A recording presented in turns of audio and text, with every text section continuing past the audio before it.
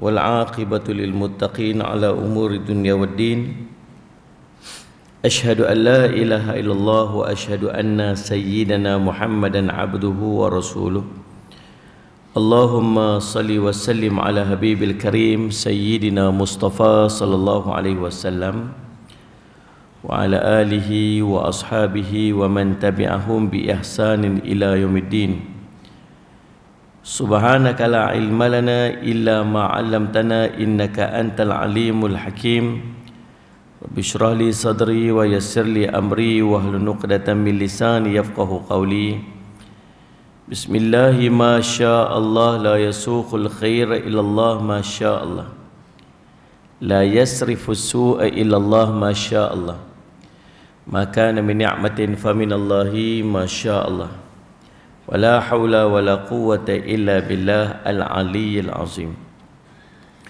اللهم أنت ربي لا إله إلا أنت خلقتني وأنا عبدك وأنا على عهدك ووعدك ما استطعت أعوذ بك من شر ما صنعت أبوء لك بنعمتك علي وأبوء بذنبي فاغفر لي فإنه لا يغفر الذنوب إلا أنت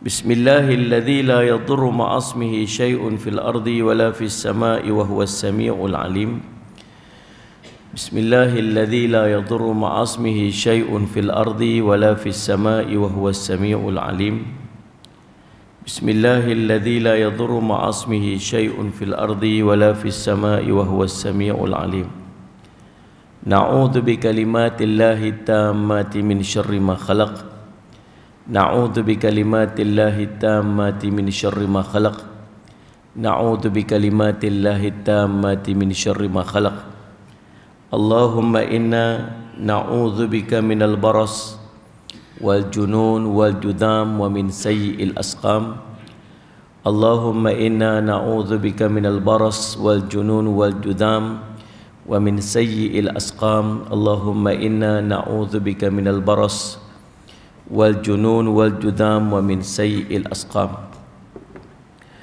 اللهم عافنا في بدننا اللهم عافنا في سمعنا اللهم عافنا في بصرنا اللهم إنا نسألك علما نافعا ورزقا طيبا وعملا متقبلا وصلى الله على سيدنا محمد وعلى آله وصحبه وبارك وسلم walhamdulillahi rabbil alamin.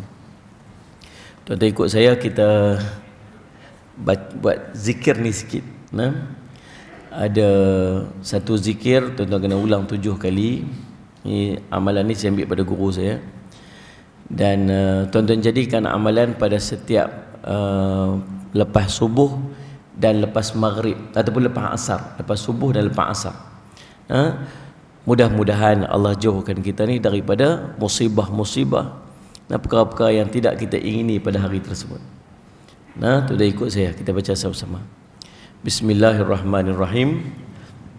Hasbi Allah la ilaha illahu alaihi tawakkaltu wa huwa rabbul arshil azim.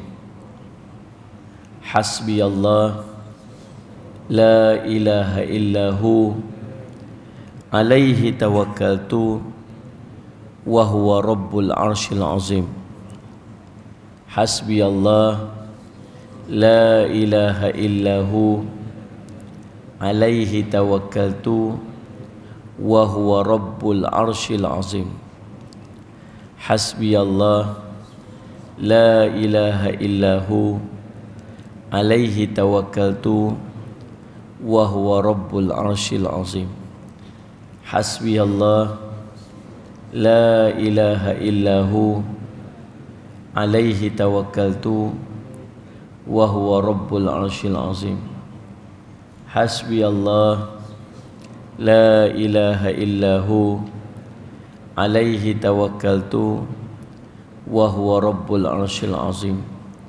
Hasbi Allah la ilaha illahu alaihi tawakkaltu wa huwa rabbul arshil azim. Wa sallallahu ala sayyidina Muhammadin wa sallam. Alhamdulillah. Jadi amal tiap hari nah. Ni saya ijazah tuan-tuan. Salih ala sayyidina Muhammad di Masjid At-Taqwa ni. Amalan ni jadikan amalan pada setiap hari. Tambah-tambah kita duduk pada waktu yang tak menentu ni, macam-macam duk jadi ni kan. Salih ala sayyidina Muhammad. Macam-macam ujian, wabak, musibah duk turun mai. Mungkin ada benda yang kita buat yang Allah marah agak. Salih ala sayyidina Muhammad. Yang Allah murka. Masalah kita ni kita tak mau nak muhasabah diri. Duk tunding jari ke orang. Tunjuk orang tu, tunjuk orang ni, tunjuk orang tu, tunjuk orang ni. Kita terlupa nak tunjuk diri kita sendiri. Allahumma salli ala sayyidina Muhammad. Tuan-tuan, Allahumma salli ala sayyidina Muhammad. Waktu kita ni dalam hidup kita ni kena dekat dengan Al-Quran. Tuan-tuan, saya nak minta tuan-tuan muslimat di Masjid At-Taqwa ni dan sahabat-sahabat yang ikut kuliah melalui Salih ala sayyidina Muhammad online ni, Salih ala sayyidina Muhammad, saya nak minta satu benda, tolong mulakan hari kita dengan baca Al-Quran. Tuan-tuan nak tengok dia punya keajaiban dia, tuan-tuan kena buat. Tiap-tiap hari pagi-pagi start dengan Quran dulu. Nabi SAW tak cerita kat kita bila kita nak baca Quran. Nabi suruh baca Quran je. Iqra'ul Quran fa innahu ya'ti yaumul qiyamah syafi'a li ashabi. Baca Quran. Jadi Quran akan datang di hari kiamat jadi syafaat kepada orang yang bersahabat dengan Al-Quran. Salih ala sayyidina, sahabat-sahabat dia. Tapi Nabi tak sebut baca waktu mana, waktu pagi ke waktu malam. Cuma ada sebuah hadis yang Nabi SAW cerita, nanti Allahumma salli ala sayyidina Muhammad, Quran akan datang di hari kiamat. Berhujah bawa salli ala sayyidina Muhammad dalil kepada Allah supaya bagi syafaat dekat kita dengan menyebutkan bahawa ya Allah berilah syafaat kepada ni sebab dia menahan matanya daripada tidur kerana membacaku. Jadi yang tu macam seolah macam Quran tu dibaca pada waktu tidur, waktu malam tu ada. Tuan-tuan Allah SWT, waktu paling cantik untuk kita nak baca Quran ni ialah kita memulakan hari kita tu dengan kita baca Quran. Tuan-tuan, Allahumma salli ala sayyidina Muhammad. Al-Quran ni dia bahan bacaan sepanjang zaman. Tuan-tuan boleh baca novel. Baca novel kita, salli ala sayyidina Muhammad, sampai satu habis novel tak ulang baca lagi kot. Tapi Al-Quran ni tuan-tuan baca, tuan-tuan akan ulang baca sampai tuan-tuan mati. Dan setiap orang yang ada kat dalam dunia ni akan ulang bacaan tu sampai hari kiamat. Dan Quran dia takkan berubah. Al-Quran ni satu mukjizat. Nabi-nabi dulu-dulu ada mukjizat masing-masing, tuan-tuan. Salih ala sayyidina Muhammad. Nabi Musa dengan mukjizat dia, Nabi Isa dengan mukjizat dia. Para nabi ni semua ada mukjizat masing-masing. Dia panggil benda yang mencari adat. Kita mencari adat. Adatnya begini, mukjizat ni dia berlawanan dengan adat tu. Salih ala sayyidina Muhammad. Benda ni sepatutnya macam ni, tapi mukjizat, kalau sebut mukjizat ni, dia akan mencari adat tu, dia akan lawan dengan keadaan yang sebenar. Tuan-tuan, maka para nabi ni dia ada mukjizat khas yang Allah bagi kepada para nabi dan para rasul. Biasanya mukjizat ini dia akan sesuai dengan keperluan umat pada waktu tu. Nabi Musa alaihissalam, zaman Nabi Musa, mukjizat dia apa? Mukjizat Nabi Musa alaihissalam yang masyhur, yang kita tahu, tongkat dia tu boleh belah laut. Tongkat dia tu baling jadi ular. Sallallahu alaihi wasallam Muhammad. Tuan-tuan, jadi sesuatu yang tu kita dengar. Sebab apa tuan-tuan? Waktu tu siapa-siapa yang ada ilmu dia panggil apa? Ilmu sallallahu alaihi wasallam sihir ni. Dia dipandang tinggi dalam masyarakat. Maka Allah jadikan Nabi Musa alaihissalam punya mukjizat yang mengalahi ahli sihir tu. Nabi Isa alaihissalam, zaman Nabi Isa terkenal dengan tabib ni, doktor pada zaman tu lah. Boleh ubat orang tu, boleh ubat orang ni, boleh ubat orang tu. Maka Nabi Isa alaihissalam, Allah jadikan dia mampu untuk mengubati manusia. Orang buta Nabi Isa boleh ubat. Allahumma salli alaihi wasallam. Orang yang buta sejak lahir. Kalau buta mai kemudian ni tuan-tuan, dia mai penyakit-penyakit apa, dia jadi buta, boleh lagi rawat-rawat tu. apa betul saraf dia apa semua-semua tu. Ada orang yang kena encik manis, mata tak nampak, jadi macam buta. Boleh pergi dekat klinik mata, dia buat rawatan saraf apa semua, nanti boleh nampak balik kan, mudah-mudahan. Salih ala Sayyidina Muhammad. Tapi zaman Nabi Isa alaihissalam, dia merawat orang, mampu untuk merawat orang yang buta semenjak lahir. Buta lahir ni susah, tak boleh nak buat. Salih Muhammad. Bahkan betapa hebatnya Nabi Isa alaihissalam dengan mukjizat dia mampu untuk menghidupkan orang yang mati dengan izin daripada Allah. Ada satu kisah, satu riwayat tentang Nabi Isa lalu dekat satu kawasan kubur. Nah, ni boleh ambil pengajaran kat kita tuan-tuan. Pengajaran kat saya, pengajaran kat kita semualah. Ada seorang lelaki, ada seorang dalam ahli kubur tu yang diazab. Dengar bunyi azab. Nabi Isa alaihissalam pun lalu berdoa pada Allah, dia nak tahu ni apa yang dilakukan oleh orang ni sampai dia kena azab. Doalah dekat Allah, dia boleh dengar bunyi doa azab dalam kubur. Lalu Allahumma salli ala Muhammad, doa pada Allah, Allah izinkan dan lelaki jenazah tersebut bangun. Dia tanya dekat jenazah tu, kamu buat apa ni? Kamu buat apa ni sampai dengar bunyi azab turun? Kamu tak semayang? Dia kata semayang. Kamu tak, keluarga kamu ada yang tak semayang ke apa? Tanya-tanya macam tu lah. Salli ala Muhammad, kamu tak tunai perintah Allah ke apa? Buat semua buat. Tapi itu pasal apa ni? Dia kata ada satu benda yang dah 70 tahun dah Allah duk tanya aku dan aku tak ada jawapannya. Apa dia? Dia kata dia ni pencari kayu api. Ambil upah untuk cari kayu api. Dia ambil upah, dia pergi cari kayu api untuk orang tu, dia hantar balik kat orang tu lah.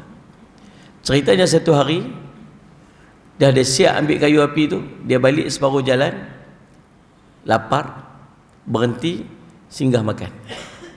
Makan, ada makanan yang melekat kat celah gigi dia. Apa dia ambil? Dia ambil cebisan daripada kayu api tu untuk dia buat colek gigi dia. Besar mana tu kan nak colek gigi ni? Kan besar ni kan, cik ambil dia congkir-congkir gigi dia dan salli ala Muhammad. Kemudian dia pergi hantar kayu tu dekat balik rumah tuan dia, rumah orang yang upah dia tu.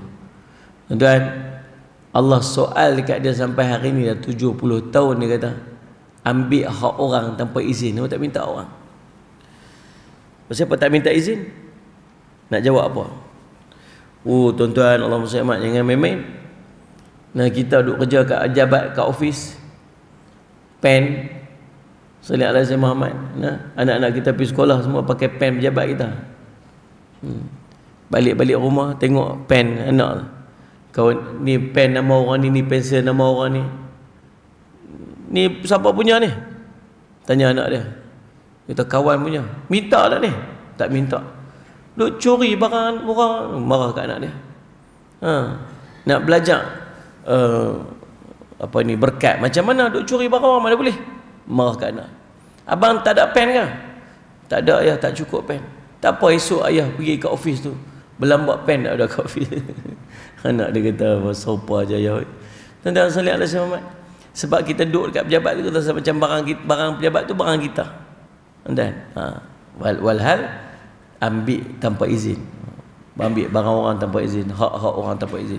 Tuan-tuan pada zaman tu Nabi Isa alaihissalam Allah bagi mukjizat apa? Allah bagi mukjizat sesuai dengan zaman tu. Banyaknya tobik-tobik dan tobik-tobik ni dipandang mulia dalam masyarakat.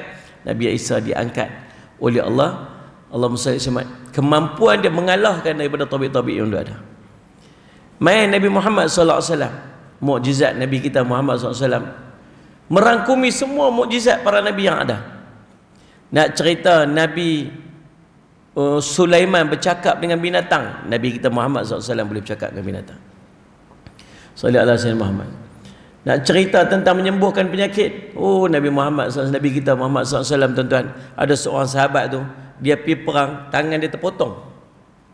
Mai dekat Nabi ni tangan macam tu. Nak terpotong tangan ni, nak terputus lah. Duduk macam tu. Dia main Nabi SAW ludah kat tapak tangan Nabi SAW, letak air liur dekat tu, sambung balik tangan tu. Tangan tu melekat elok, tuan-tuan. sampai ke tahap bila dia dah tua, tangan tu masih kuat lagi. Ini mukjizat Nabi kita sallallahu alaihi wasallam. Allahumma salli ala Muhammad. Nabi SAW pernah lurut, dia panggil apa Allahumma salli ni, rambut seorang sahabat ni letak macam tu. Tempat Nabi SAW letak tangan tu hitam, tak pernah berubat. Nabi kita Muhammad sallallahu alaihi wasallam. Tuan-tuan salli ala Muhammad. Tuan-tuan, nak cerita ubat orang yang sakit, Nabi SAW Allahumma salli ala Muhammad boleh berubat orang yang sakit macam yang dimiliki oleh Nabi Isa alaihissalam. Allahumma salli ala Muhammad. Nabi Musa alaihissalam belah laut dengan tongkat dia. Ambil tongkat, belah laut, terbelah laut dengan tongkat Nabi Musa alaihissalam. Allahumma salli ala Muhammad. Tuan-tuan, Nabi kita Muhammad SAW belah bulan dengan jari dia. Nabi Musa ketuk laut tu. Nabi Muhammad tunjuk dengan hujung jari dia, terbelah bulan. Dan sehingga ke hari ini, kesan daripada belahan tu masih dapat dilihat. Tuan-tuan, Nabi kita Muhammad SAW. Dan dia antara mukjizat-mukjizat yang masih ada sampai ke hari ini. Kalau tuan-tuan ada orang jumpa tongkat Nabi Musa alaihissalam, agak letak frame tu, tak ada rumah kan, panggil suat khabar lah, orang main melawat tiap hari tengok, tak gantung kat rumah. Ni apa dah ni? Ni tongkat Nabi Musa. Tapi boleh guna lagi tak? Tak boleh guna dah. Tak boleh guna dah. Tongkat Nabi Musa tak berfungsi lagi, kalau ada pun tak berfungsi lagi, sebab yang bawa dia fungsi tu dah tak ada dah. Sallallahu alaihi wasallam, itu Nabi Musa alaihissalam. Tapi Nabi kita Muhammad SAW ada satu mukjizat yang akan berfungsi sampai ke hari kiamat. Apa dia tuan? Al-Quran. Al-Quran ni, sallallahu alaihi wasallam ni. Ni mukjizat Nabi SAW yang tuan-tuan boleh tengok sampai hari ni. Sebab tu dia gantung kat rumah dia aja, dia letak kat rak dia. Tak baca apa pasal apa? Pasal ni mukjizat Nabi SAW, simpan elok-elok dia. Mukjizat ni bukan untuk simpan, bukan untuk tengok, mukjizat ni untuk baca. Allahumma salli ala Muhammad. Tuan-tuan, Allahumma salli ala Muhammad. Tuan-tuan, kita ada berapa hak dengan Al-Quran? Saya nak cerita pada pagi ni, cerita kelebihan Al-Quran. Nak bagi semangat kat kita ni supaya kita tiap-tiap hari baca Quran. Tiap-tiap hari boleh baca Quran. Ni semua yang ada ni.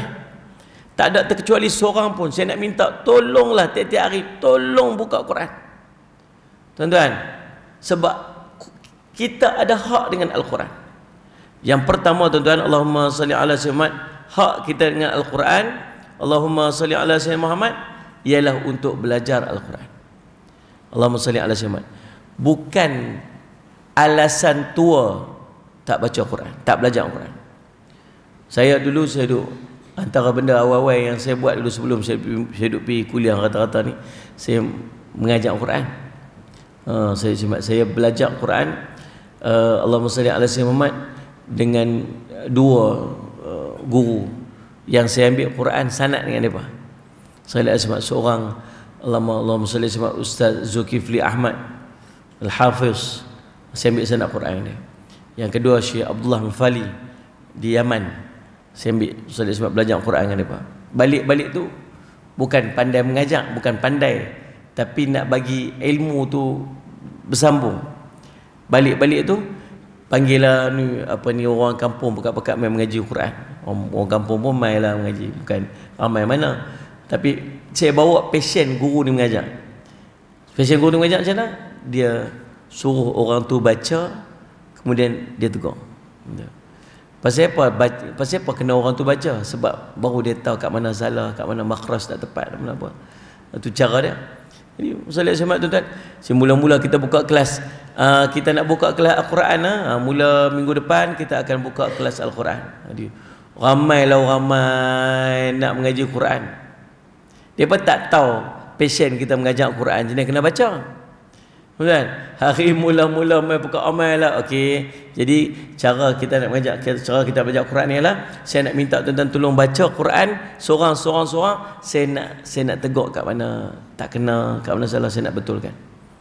Tuan-tuan, mai minggu depan cerah masa depan dia bagi. Daripada ramai-ramai tinggal sikit.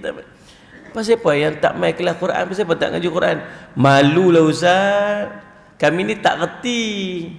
Tu yang kami tak mau pi. Lah, dah tak reti lah yang pi. Lagi tak reti patutlah kena ngaji. Allah tua-tua ustaz, malulah nak baca apa ustaz? Sampai bila nak reti? Baca Fatihah pun tak betul ke? Dan Musalli ala Sayyidina Muhammad. Ada seorang tu tuan-tuan, Allahumma salli ala Sayyidina Muhammad. Ni duk baca. Khairil maghdu, bukan ghairil. Dia tak boleh nak sebut. Salli ala Sayyidina Muhammad. Ihdinas siratal macam mana? Ihdinas siratal mustaqim, bukan mustaqim, mustaqim. Qim tu ya. Qim pula dah. Oh, 40 tahun dah duk khim. Pasal apa? Pasal belajar Quran. Tak ada ending, tak ada penghujung dengan kita belajar Quran tuan. Mana ada waktu habis belajar Quran. Kalau rasa habis belajar huruf hijaiyah, alif bata. Lepas tu Salih sebab kita mengaji pula tu macam mana nak sambung ayat. Kemudian kita mengaji pula habis muqaddam dulu kan. Kita masuk pula Al-Quran. Ngaji tajwid. Salih alaihi Muhammad. Tuan-tuan, sampai berapa peringkat lagi tak akan habis yang mengaji Quran. Belajar Quran. Nombor 2 hak kita dengan Quran tuan-tuan, Salih alaihi Muhammad. Apa dia? Ialah untuk kita membaca Quran. Baca Quran ni ada 2. Satu baca Quran bersambung-sambung dia panggil. Salli ala Sayyidina Muhammad. Nah, hari ni baca semuka, esok baca semuka, lusa baca semuka. Tuan-tuan tahu tak pasal apa kita tak seronok baca Quran? Kita tak sedap baca Quran, kita suka baca Quran sikit kita berhenti pasal apa? Tahu pasal apa kita tak seronok baca Quran? Pasal kita tak lancar.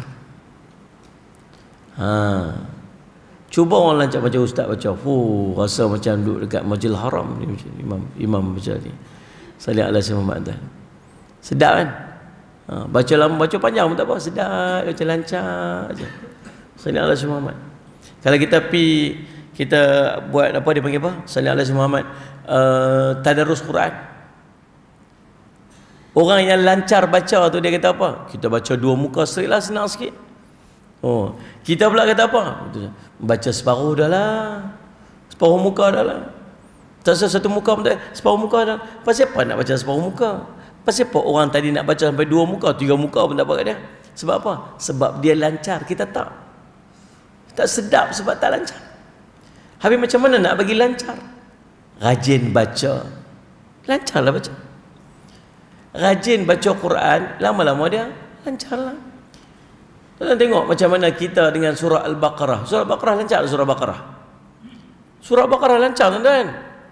Awal-awal tu Bismillahirrahmanirrahim. Alif Lam Mim. Dzalikal kitabu la raiba fihi hudal lil muttaqin alladzina yu'minuna bil ghaib. Kita baca tu lancar aja.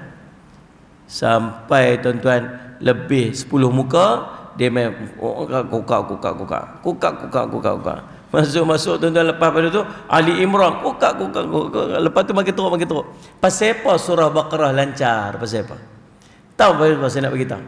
Sebab tiap-tiap kali masuk Ramadan baca yang tu lah. Semangat nak khatam 30 juzuk. Semangat.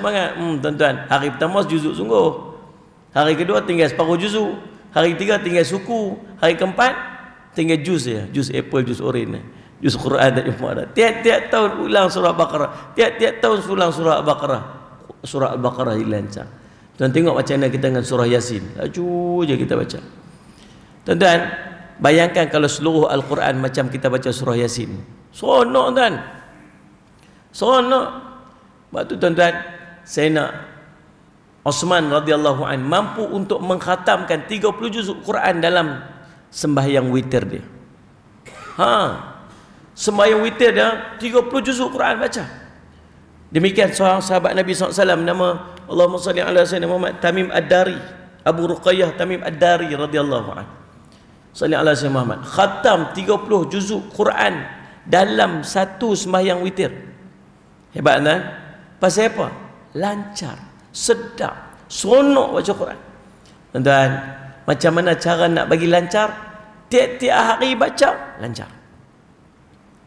Boleh bayang tak kalau setiap bulan kita khatam Quran? Oh, hebat. Tak mungkin kot no. Masa macam tak boleh pergi. Kalau 30 hari nak khatam 30 juzuk, maksud sehari 1 juzuk. Bulan puasa boleh semangat dia lain macam sikit. Bulan-bulan lain payah sikit. Tapi ada makcik-makcik boleh tak? Ada seorang makcik tu dia khatam sebulan 3 kali khatam. Tuan-tuan, pencen-pencen nak buat apa lagi? Baca Quran lah. Pencen-pencen nak buat apa lagi? Baca Quran lah. Pagi baca Quran, lepas zuhur baca Quran, pasar baca Quran, maghrib baca Quran. Sibuk apa lagi pencen lah. Ada orang pencen dia kata, apa Ustaz? Saya ni nak pergi ingat nak pergi kerja ni Ustaz, ingat nak buat ni Ustaz, ingat nak buat tu. Pasal apa? Dah pencen. Itu tak ada apa nak buat Ustaz, tak kerti nak buat apa. Tak kerti nak buat apa, main ni nak buat apa. Ada seorang pakcik tu, dia hafiz Quran selepas dia pencen. Dia pencen umur 60, dia masuk ma'had tahfiz. Nak buat apa lagi? Anak-anak semua dah besar-besar lah. Masing-masing dah kerja dah, apa semua tak ada apa. Duit pencen dapat tiap-tiap bulan. Salih alaihi wasallam. Masuk ma'had tahfiz tuan. Duduk hafal Quran. Waktu saya pergi kat Yaman dulu, waktu saya duduk kat Yaman, ada seorang pakcik tu main. Salih alaihi wasallam. Daripada Malaysia main. Salih alaihi wasallam, dia tumpang duduk rumah saya Ustaz. Nak buat apa pakcik? Pencen dah. Tak ada buat apa, main sini main mengaji bahasa Arab Ustaz. Mengaji bahasa Arab Ustaz, 3 bulan duduk sini apa semua, pergi mengaji sama-sama dengan syekh apa semua. Tuan-tuan, tengok macam mana orang nak cari amalan-amalan yang dia boleh buat lepas pencen. Jangan siapa duk kata lepas pencen tak ada benda apa nak buat. Mai duk saat ni saya nak cerita apa benda nak buat. Punya banyak benda, antara dia hafaz Quran. Hafaz Quran. Tuan-tuan, Allahumma salli ala sayyidina Muhammad. Yang pertama, kita melazimi Quran dengan membaca Quran. Yang kedua, cara membaca Quran ialah membaca surah-surah amalan. Baca surah-surah amalan. Hak kita dengan Quran yang ketiga ialah untuk mentadabbur Al-Quran. Cuba nak faham. Allahumma salli ala sayyidina Muhammad, Al-Quran kita. Dia ada 2 jenis. Satu kita baca tafsir, kita baca terjemahan Al-Quran. Tapi tak boleh nak faham lah. Terjemahan Al-Quran ni bukan boleh saya kita duduk tafsir sendiri. Baca nak, tapi boleh bantu untuk faham lah. Nak faham Al-Quran betul-betul kena baca tafsir Al-Quran.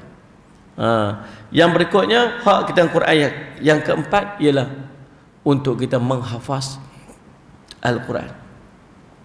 Hafaz Al-Quran. Sallallahu alaihi Muhammad. Ambil paling tidak hafaz surah-surah amalan. Tuan-tuan yang umur 60 ke atas patut dah hafaz surah Al-Mulk. Pasal apa? Jadi pendinding azab kubur. Ingat tu elok. Malam-malam kena baca surah Al-Mulk nak tidur. Sahabat satu hari lalu bermusafir satu tempat, singgah pasang khemah berehat. Gaya nak baring, dengar orang duk baca surah Al-Mulk. Bismillahirrahmanirrahim. Tabarakalladzi biyadihil mulku wa huwa ala kulli syai'in qadir. Alladzi khalaqal mauta wal hayata liyabluwakum ayyukum ahsanu amala wa huwal azizul ghafur. Baca sampai habis. Dia perlu cari tang mana bunyi ni, tang mana bunyi ni. Bunyi duk baca surah Al-Mulk ni. Buka khemah, tengok depa pasang khemah tu atas kubur. Tak tahu kata letak khemah tu atas kubur. Tengok. Allah, dengar bunyi orang baca surah Al-Mulk tu dalam kubur, dalam tanah. Tuan-tuan, agak lepas tu depa tidur balik dah. Tak boleh tidur. Tak ada lah dah bagi belah.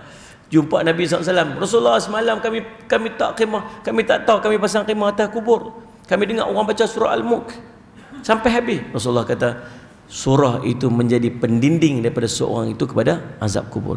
Dia panggil surah Bara'ah, surah yang menjadi pendinding kepada azab kubur. Tuan-tuan, Allahumma salli ala sayyidina Muhammad. Tu tangguh apa lagi? Pasal apa tak hafaz lagi? Tuan-tuan, ada beza di antara baca dan hafaz. Boleh tak baca? Boleh baca. Tapi orang yang menghafaz lebih mudah untuk membaca daripada orang yang membaca. kita terhalang untuk nak beramal dengan satu amalan ni pasal apa? Sebab kita tak lekat kat sini. Orang yang hafaz surah Al-Mulk, tuan-tuan, senang je duduk atas motor nak balik rumah je. Bismillahirrahmanirrahim. Tabarakalladzi biyadihil mulku wa ala kulli syai'in qadir sampai rumah dia. Betul tak ni? Sallallahu alaihi wasallam. Orang yang hafaz surah Waqi'ah, idza waqa'atil waqi'ah laisa li waqa'ataha kadhiba, sambil duduk berkebun boleh baca. Sallallahu alaihi wasallam. Sebab tu Imam Syafi'i rahimahullah taala dalam bulan Ramadan dia khatam Quran sehari 2 kali. Khatam Quran sehari 2 kali. Dalam sebulan, bulan Ramadan, Imam Syafi'i khatam 60 kali. Kita duk fikir, takkan tak buat kerja lain kot, takkan duduk baca Qurannya. Dia hafaz Quran. Sambil berjalan boleh baca Quran. Sambil duduk berkebun boleh baca Quran. Sambil duduk buat kerja boleh baca Quran. Hafaz Quran. Orang yang hafaz lebih mudah untuk beramal dengan orang yang nak kena baca. Ni kita duduk fasa-fasa akhir zaman ni. Ulama-ulama duk menjangkakan banyaknya ujian-ujian yang akan mai start pada tahun 2021, wallahu alam, tuan-tuan. Kita pun takut nak sebut. Antara benda amalan yang kita kena amal ni surah Al-Kahfi 10 ayat yang pertama. Hafaz. Bismillahirrahmanirrahim. Alhamdulillahilladzi anzala ala 'abdihi al-kitaba wa lam yaj'al lahu 'iwaja. Baca 10 ayat terawal surah Al-Kahfi. Ni yang duduk depan saya ni patut semua hafal dah. Hafal dah. Sallallahu alaihi wasallam, ayat-ayat penting ni. Sallallahu alaihi wasallam, tuan-tuan. Itu. Dan yang berikutnya, yang kelima, hak kita dengan Quran ialah mengajarkan Al-Quran. Biar ajar. Ambillah kalau tak mampu untuk mengajar orang tua, ajar anak cucu sendiri. Kan? Dan hak kita dengan Quran yang terakhir ialah beramal dengan Al-Quran. Tuan-tuan, baik, Allahumma salli ala sayyidina Muhammad. Tuan-tuan yang dirahmati sekalian, Allah sebut dalam Quran, yahdi bihillahi manittaba'a ridwanah subulas salam wa yukhrijuhum minadh dhulumati ilan nur biiznih wa yahdihim ila siratim mustaqim. Sadaqallahul azim. Surah Maidah ayat 16 Allah sebut, Allahumma salli ala sayyidina Muhammad. Allahumma salli. Apakah kelebihan Al-Quran? Allah sebut, dengan Al-Quran itu Allah menunjukkan jalan-jalan keselamatan dan kesejahteraan kepada siapa yang mengikuti keridhaannya. Nombor 1, orang yang membaca Al-Quran dan bersahabat dengan Al-Quran ni, Allah akan tunjuk jalan keselamatan dan jalan kesejahteraan. Sejahtera. Tuan-tuan, tadi Tok Imam baca surah Nuh ayat 10, 11, 12. Cerita tentang apa? Istighfar. Salli ala sayyidina Muhammad. Cerita tentang istighfar. Salli ala sayyidina Muhammad. Ada orang yang pergi jumpa Imam Hasan Al-Basri. Dia kata, Allahumma salli ala sayyidina Muhammad. Wahai Imam Al-Basri, ni saya ni tak ada anak, bagi saya amalan apa yang boleh saya beramal untuk dapat anak? Kata Imam Hasan Al-Basri, bacalah istighfar. Mai seorang lagi, wahai Imam Hasan Al-Basri, ni kami ni kering kontang, hujan tak turun kemarau ni, nak buat apa ni? Istighfarlah. Mai seorang lagi kata apa? Sallallahu alaihi Muhammad, saya ni tempat kami tanam kebun-kebun, tapi kebun kami tak subur, nak buat apa ni? Istighfarlah. Orang kata, wahai syekh, semua pun istighfar. Orang ni tak dapat anak pun istighfar, orang ni kemarau pun istighfar, kau ni pun istighfar. Pasal apa? Bukan saya sebut, rujuk Quran. Surah Nuh, sallallahu alaihi Muhammad, ayat 10, 11, 12 tu. Allah cerita tentang istighfar. Tuan-tuan, Quran ni dia akan bagi kat kita jalan keselamatan, jalan kesejahteraan. Panduan dia dalam Quran. Allahumma salli ala sayyidina Muhammad. Ada seorang kawan saya. Dia ni subhanallah sallallahu alaihi wasallam, tuan-tuan. Allahumma salli ala sayyidina Muhammad. Dia apa pun dengan Quran. Quran ni, Quran tafsir ni, dia tak hafal Quran. Dia orang berniaga. Oh, hebat, tuan-tuan. Berniaga ada juta-juta sebulan. Sallallahu alaihi wasallam. Juta-juta sebulan. Saya tengok dekat tangan dia, yang dia duk bawa mengatakan ni Quran tafsir satu. Ni dah Ustaz. Bila ada masalah apa, dia kata, panduan Quran ada. Panduan Quran macam mana? Dia kata, Bismillahirrahmanirrahim. Bismillahirrahmanirrahim. Apa masalahnya? Bismillahirrahmanirrahim. Buka. Dia kata dia buka lagi, dia akan baca tafsiran pada muka surat yang dia buka tu. Dia kata, insya-Allah Allah akan tunjuk panduannya. Ada aja benda yang akan sesuai dengan panduan dia. Allahumma salli ala. Dia sampai ke tahap macam tu dengan Quran. Ada seorang makcik, tuan-tuan, Allah SWT diceritakan ulama, dia tak bercakap melainkan percakapan dia mesti Quran. Allahumma salli ala sayyidina Muhammad. Tuan-tuan yang dirahmati Allah sekalian, Ibnu Abbas ni dengan Quran radhiyallahu anhu ni sampai ke tahap dekat bawah mata dia ni ada kesan macam longkang dekat mata ni, sampai jadi macam satu longkang ni. Longkang apa? Air mata yang selalu duk mengalir. Sebab apa? Sebab Al-Quran.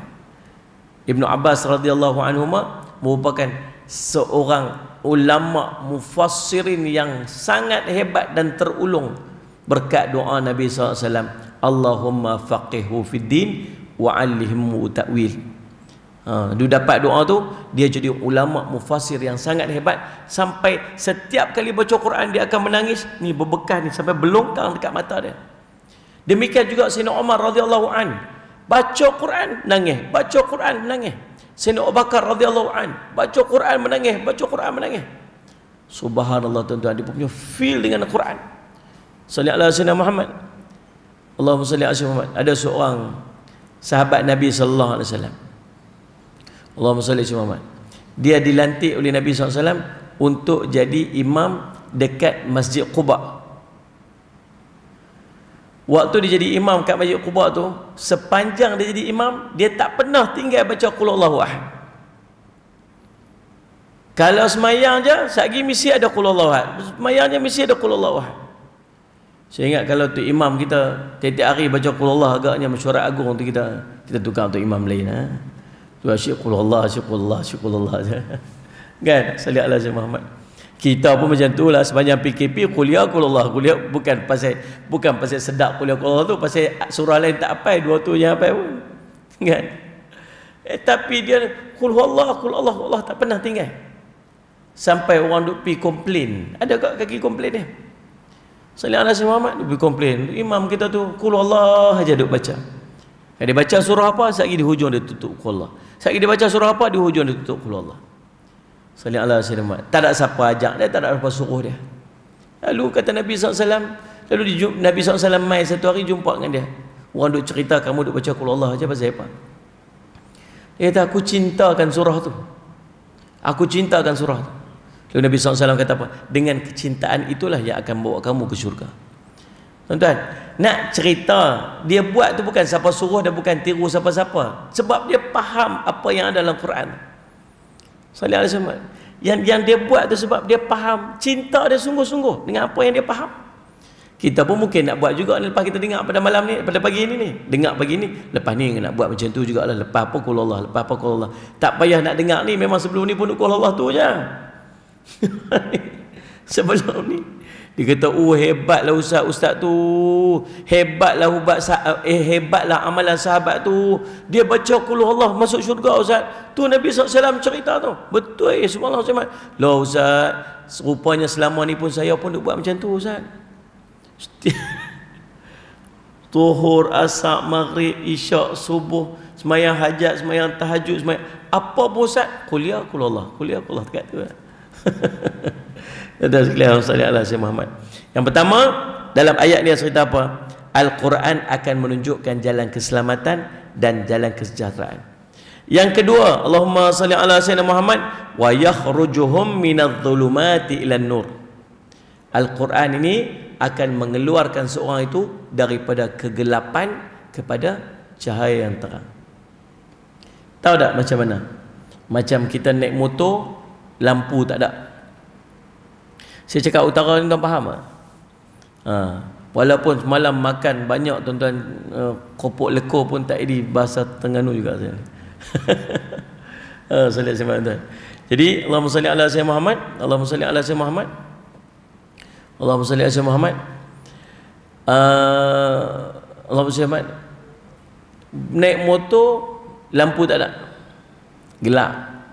Bukan sekat lampu tak ada, cahaya jalan pun tak ada lampu, lampu motor tak ada, lampu jalan tak ada, bulan pun tak ada, gelap. Agak-agak selamat tak kita ni sampai rumah kita? Lagi jatuh lubang lah, jatuh longkang, macam-macam, gelap. Cuba tuan-tuan pasang spotlight terang, letak kat atas motor kita spotlight terang, lepas tu lampu jalan pula terang, lepas tu bulan pula ada, sampai jalan selamat. Itulah Quran dalam kehidupan kita. Kita tak tahu tuan, kita ni duduk dalam keadaan gelap, melainkan Allah yang bagi cahaya.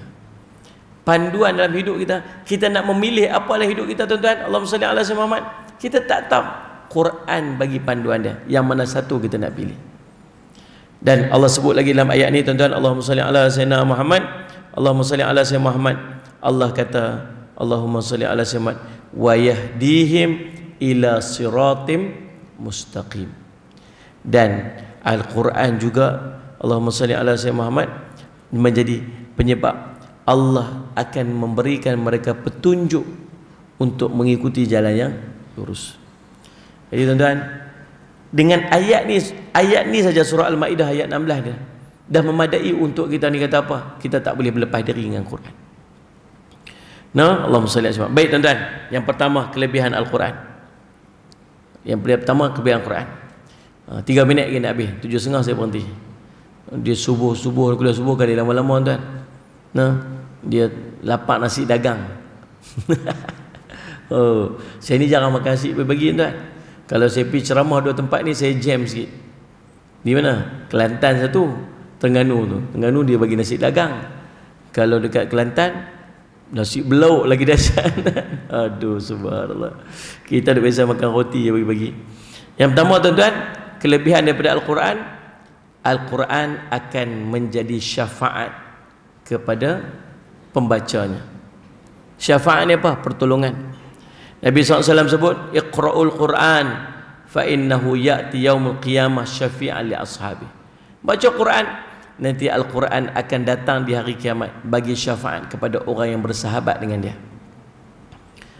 Dalam sebuah hadis yang lain, Al-Quran mai depan Allah bagi tahu, ya Allah, engkau syafaatlah orang ni, engkau tolonglah orang ni, sebab dia telah menjaga matanya, salli ala sayyidina Muhammad, menahan matanya daripada tidur kerana membacaku. Quran akan berhujah depan Allah nanti. Pertama. Yang kedua tuan-tuan, Allahumma salli ala sayyidina Muhammad, Al-Quran sebagai pembela. Daripada Nawas bin Sam'an radhiyallahu anhu telah melaporkan, aku mendengar Rasulullah SAW bersabda, di hari akhirat kelak akan didatangkan Al-Quran dan orang yang membaca Al-Quran dan beramal dengan isi kandungannya. Nah, di akhirat nanti Quran akan mai dengan orang yang baca Al-Quran tu. Dia mai sekali dengan Quran tu. Macam mana bentuk Al-Quran nanti di yaumul qiyamah tak tahu, tuan-tuan tunggu nantilah. Allahumma salli ala sayyidina Muhammad. Nah, tuan-tuan tunggu tengok sini macam mana. Quran ni tuan-tuan, dia akan tolong kita bukan setakat dekat padang mahsyar, dalam kubur pun tolong dah. Bila malaikat mai nak soal banyak, dia cover. Mai belah kiri, dia mai tahan belah kiri. Mai hujung kaki, dia tahan hujung kaki. Siapa? Al-Quran. Cerah Al-Quran, cerah kubur, macam mana dia cerahkan hidupnya dengan Al-Quran. Baca Quran tuan, baca Quran, baca Quran.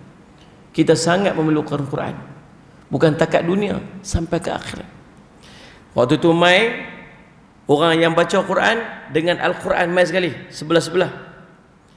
Dan Al-Quran yang mai tu didahulukan dengan surah Al-Baqarah dan surah Ali Imran. Dan kedua-dua surah ini akan mempertahankan orang yang membaca dan mengamalkannya.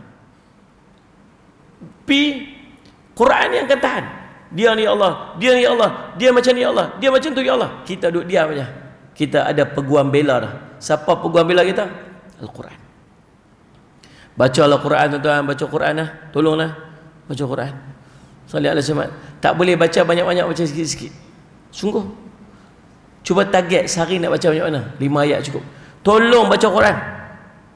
Hari ni yang duduk depan saya ni, saya nak minta ni, yang duduk depan saya, yang duduk sekali yang dengan live ni. Sallallahu alaihi wasallam Muhammad. Jangan lepas sehari pun melainkan sehari itu kita baca Quran. Boleh ni? Tu imam tak apa, tiap hari dia baca Quran, jadi imam. Yang ni sallallahu alaihi Muhammad. Tuan, kita nak keluar pada sifat lalai. Nabi kata apa? Man qama bi 10 ayatin kataballahu lahu sallallahu. Siapa yang bangun pada malam hari, bangun dia dengan membaca 10 ayat je, daripada Al-Quran. Bangun masuk qiyam mulai dia baca 10 ayat. Dia semayang ke, dia baca Quran ke, maka Allah akan menulis baginya perlepasan daripada ghafilin, orang yang lalai. Tak orang lalai macam mana? Orang lalai banyak kat luar sana. Kata Imam Hasan Al-Basri, orang lalai ni orang yang bangun sehari tu dia langsung tak fikir mati. Ada tak orang macam tu? Ada tuan-tuan. Bangun-bangun pagi, nak buat apa, plan nak buat apa, nak buat apa, lepas ni nak buat apa, lepas ni nak buat apa, lepas ni nak buat apa. Dia tak nak terfikir pun, kalau aku mati hari ni macam mana? Tuan-tuan yang ada depan saya ni, ada tak bangun pagi ni, kalau aku mati hari ni macam mana? Nak kena baca Quran ni, nak kena sembahyang duha ni, nak kena buat ibadat ni, nak kena buat tu, nak kena tahajud ni, nak kena pasal apa? Pasal takut mati hari ni, Ustaz. Faham tak ni? Salih ala Sayyidina Muhammad. Tuan-tuan, lagi yang ketiga, orang yang belajar dan mengajar Al-Quran ialah sebaik-baik amalan. Kata Nabi SAW, Allahumma salli ala Sayyidina Muhammad, khairukum man ta'allama Al-Quran wa 'allamahu. Sebaik-baik manusia daripada kalangan kamu ialah orang yang belajar mempelajari Al-Quran dan mengajarkan kepada orang lain. Nak tengok siapa paling baik di kalangan kita, tengok dua orang ni. Orang yang belajar Al-Quran, ni orang paling baik di kalangan kita. Orang yang mengajar Al-Quran, ni orang paling baik. Yang keempat, Allahumma salli ala Sayyidina Muhammad, kelebihan daripada Al-Quran, orang yang susah membaca Quran dapat 2 pahala. Kak dia panggil. Kak. Baca Quran sangkut-sangkut. Allahumma salli ala Sayyidina Muhammad. Dan daripada Aisyah radhiyallahu anha berkata sabda Nabi SAW, orang yang membaca Al-Quran dan susah untuk menyebutnya akan mendapat 2 pahala. Baca itu susah nak sebut, tak lancar bacaan, tersangkut-sangkut, dia dapat 2 pahala. Yang pertama, pahala bersungguh-sungguh untuk baca Quran. Yang kedua, pahala membaca Quran. Nak rugi apa? Orang yang lancar baca dapat 1 pahala, dapat keredaan Allah bersama dengan para malaikat. Tapi orang yang bersusah-susah nak baca Quran dengan sangkut-sangkut dapat 2 pahala. Lagi tuan-tuan, Al-Quran sebenarnya bagi tenang. Salih ala Sayyidina Muhammad. Daripada Bara' bin Azib radhiyallahu anhu melaporkan seorang lelaki membaca surah Al-Kahfi dan di sisinya ada seekor kuda yang diikat dengan 2 tali. Maka awan langit mula melindunginya dan makin hampir, dan kudanya mula menjauhinya. Apabila menjelang pagi, baginda berjumpa dengan Nabi SAW dan menceritakan peristiwa tersebut, maka baginda bersabda, itulah sakinah, yakni ketenangan yang turun disebabkan bacaan Al-Quran. Hadis riwayat Imam Al-Bukhari. Tuan-tuan baca Quran ada sakinah, ada ketenangan. Tuan-tuan nak sakinah dalam rumah, tuan-tuan biasakan dalam rumah kita baca Quran. Tuan-tuan nak sakinah ketika dalam perjalanan, kita buka bacaan Al-Quran dalam kereta. Tuan-tuan nak sakinah dalam kehidupan, tuan-tuan biasakan lidah kita membaca Al-Quran, maka hidup kita akan mendapat sakinah. Tuan-tuan, banyak lagi lah kelebihan-kelebihan yang lain. InsyaAllah kita akan Salih Al-Zaman, mungkin kita boleh dengar dalam kuliah-kuliah kita yang lain, insyaAllah. Mudah-mudahan menjadi manfaat sebaiknya untuk kita. Kesimpulan daripada apa yang nak kita sebutkan pada pagi ini, jangan jauhkan diri kita daripada Quran. Sekadar paling tidak bacalah walaupun 5 ayat 6 ayat. Setiap hari tolong bagi ada sikit dengan Al-Quran. Kita, anak kita, suami kita, isteri kita, pastikan dia membaca Quran tiap hari. Salih ala Sayyidina Muhammad. Mudah-mudahan semua kebaikan-kebaikan itu akan kita perolehi, insya-Allah. Terima kasih tuan-tuan. Mudah-mudahan jadi manfaat sebaiknya untuk kita.